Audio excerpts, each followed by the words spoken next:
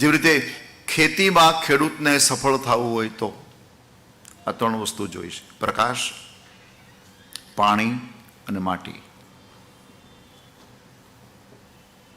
માટી ને પાણી છે, ખેતર છે. માટી એટલે ખેતર, ખેતર છે, પાણી પણ છે. પણ સૂર્યનો પ્રકાશ ન હોય તો. એટલા માટે વેદોમાં સૂર્યને આત્મા કહ્યો છે.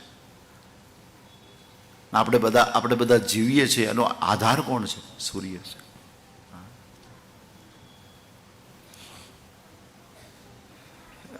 તમે ઝાડની નીચે કોઈ કંઈક વાવો અને ખુલ્લામાં કંઈક વાવો, ખ્યાલ આવી જાય કે ઝાડનો છાંયો પડે છે એટલે સૂર્ય એને પૂરેપૂરો મળતો નથી. એટલા માટે ખેડૂતો ઝાડની નીચે બહુ ન વાવે, ખુલ્લું રાખે.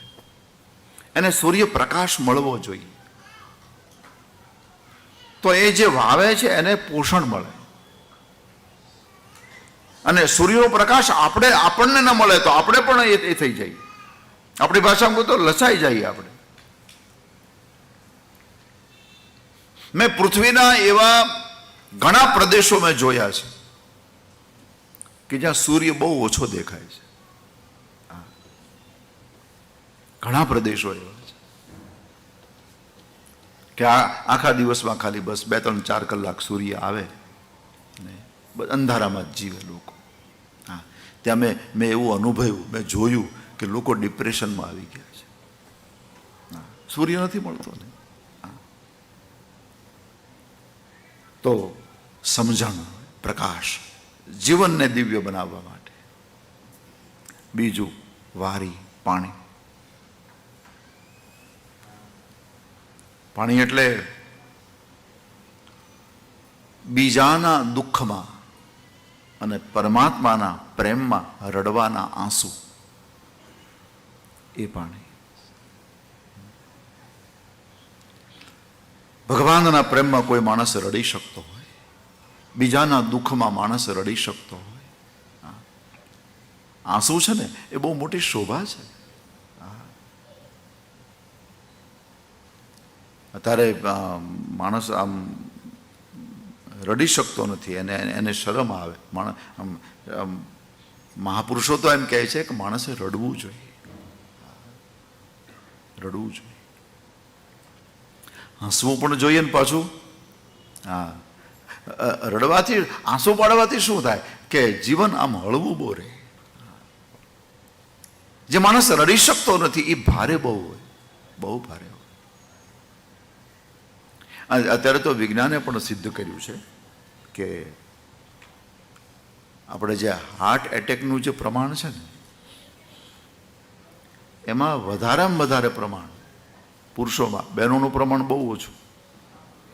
હા, આ બહેનોને હાર્ટ ફેલ ન થાય. લ્યો, હા, પુરુષોને હા સાવ ન થાય એમ નથી કહેતો, પણ પ્રમાણમાં ઓછું. એવા કિસ્સા બહુ આપણને સાંભળવા ન મળે. પેલી બેનને એટેક આવ્યો, હા, પણ એવા કિસ્સા તમને રોજ, પેલા ભાઈને.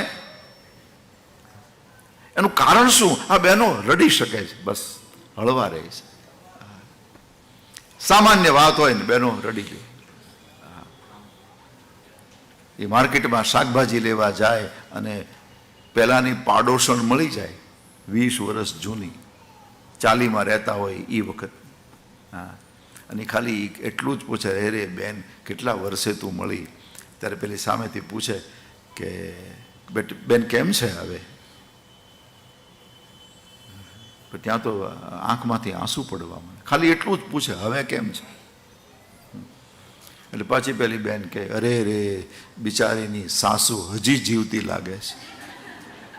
ત્યાંથી ચાલુ કરે.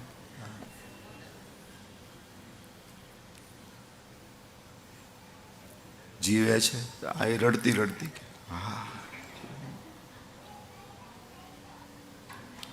પછી તો એ જે વાતું કરે એમાં સાસુનું 12મું 13મું ને માર્કેટમાં જ પતાવી દે.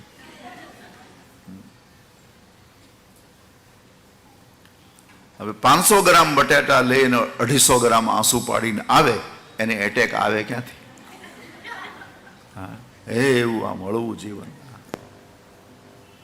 કારણ કે રડે છે.